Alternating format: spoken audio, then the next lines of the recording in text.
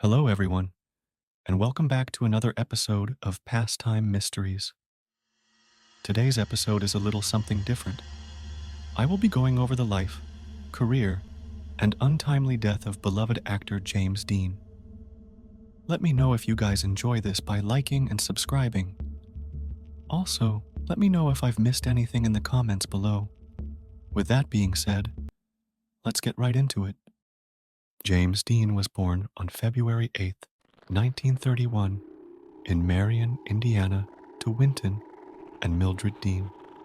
However, after Winton accepted a new job offer, the family quickly moved to California.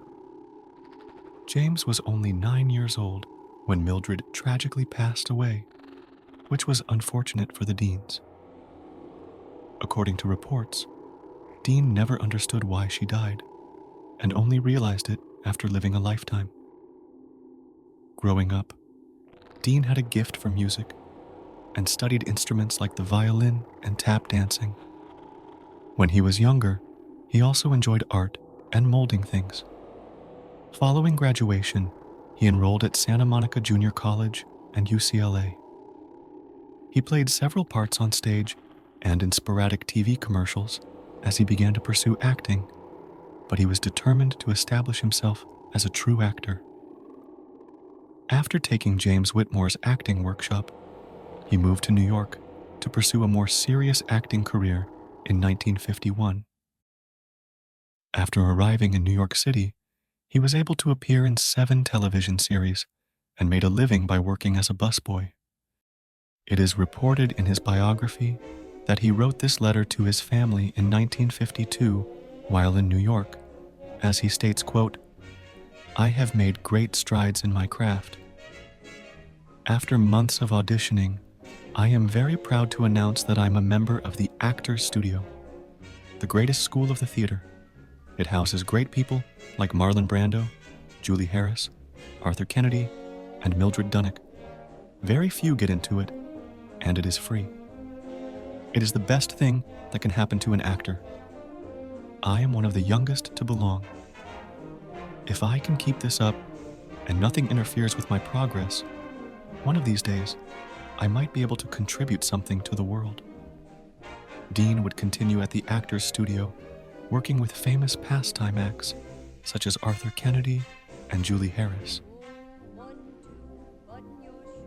He then moved to Hollywood permanently in 1955 after playing Jim Stark in Rebel Without a Cause, after returning to New York and participating in additional productions. Teenagers in America connected with Dean and the roles he played during the mid-1950s, when his major motion pictures were first released, particularly Rebel Without a Cause's Jim Stark, the problem of a typical teenage boy at the time who believed that nobody could relate to him, not even his peers in the movie. Tons of people claim that Dean had a unique impact on the evolution of rock and roll music. Dean was even reported as the first well-known example of youthful rebellion, according to David R. Shumway, a researcher at Carnegie Mellon University who studies American culture and cultural theory. A lot of musicians, including American rockers Eddie Cochran and Gene Vincent, as well as Elvis Presley, were influenced by the image Dean created in his films, particularly Rebel Without a Cause. Dean appealed to people of all ages and sexualities because of his youthful, rebellious persona. It is also reported that famous present-day acts such as Johnny Depp, Nicolas Cage, and also even Leonardo DiCaprio stated Dean as one of their influences to get into acting. In an interview, when asked which performances stuck with him the most, DiCaprio said, quote, "I remember being incredibly moved by Jimmy Dean in East of Eden. There was something so raw and powerful about that performance. His vulnerability, his confusion about his entire history, his identity, his desperation to be loved. That performance just broke my heart." Additionally, it was reported that due to his ambiguous sexuality, Dean was frequently regarded as a sexual icon. Dean is reported saying, quote, "No, I am not a homosexual, but I'm also not going to go through life with one hand tied behind my back," which implicated Dean living a rather free life. Dean was living on top of the world, and he also liked to race like it. He started to show interest in pursuing a career in motorsports in 1954. After filming for East of Eden ended, he bought several vehicles, including a Porsche 356 and a Triumph Tiger T 110 motorcycle. He participated in his first professional race at the Palm Springs Road Races on March 26th through the 27th in 1955, just before Rebel Without a Cause began to film. Dean placed second in the main event and first in the novice class. A month later, he resumed racing in Bakersfield, where he placed first in his class and third overall. Although Dean had hoped to participate in the Indianapolis 500, his hectic schedule precluded it.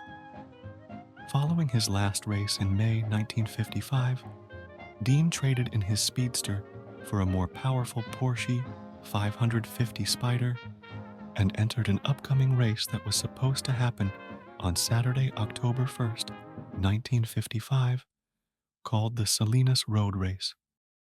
On September 30th, Dean set off to drive his car from Los Angeles to Salinas to break his new car in, which was encouraged by Rolf Wutherich, the German mechanic in charge of maintaining Dean's Porsche. At around 5:45 p.m., Donald Turnipseed, a 23-year-old student at California Polytechnic State University, was driving an eastward-bound 1950 Ford Tudor. As he made a left onto Highway 41 headed north towards Fresno, there was unfortunately a speeding Porsche veering in his direction. Dean, unable to stop in time, slammed into the passenger side of the Ford, resulting in Dean's car flipping across the pavement onto the side of the highway. Dean's passenger, Wutherich, was thrown from the Porsche, while Dean was trapped in the car and sustained numerous fatal injuries, including a broken neck. Turnipseed exited his damaged vehicle with minor injuries. Dean was sadly pronounced dead at 6:20 p.m. on September 30th, 1955, shortly after he arrived at the hospital. The news of Dean's passing quickly spread via radio and television, despite initially taking a while to reach newspapers in the eastern United States. By October 2nd, both domestic and international media outlets had extensively covered his death. On October 8th, 1955, Dean's funeral took place at the Fairmount Friends Church, located in Fairmount, Indiana. The coffin was kept closed to hide his serious wounds. During the service, 2,400 spectators gathered outside the building, adding to the estimated 600 mourners present. He is laid to rest in Fairmount's Park Cemetery. James Dean is regarded as one of the most influential actors of all time in his short 24 years of life. Dean persevered in his profession and took risks that were unheard of in the 50s. It is no surprise that Dean is a big inspiration to some of our biggest actors today, and it's a tragedy that we lost such an icon. May he rest in peace. Thank you all for watching, and I hope you enjoyed this new style of content because I had a good time making this. Let me know what you think in the comments, or anyone else you'd like to see covered in this series.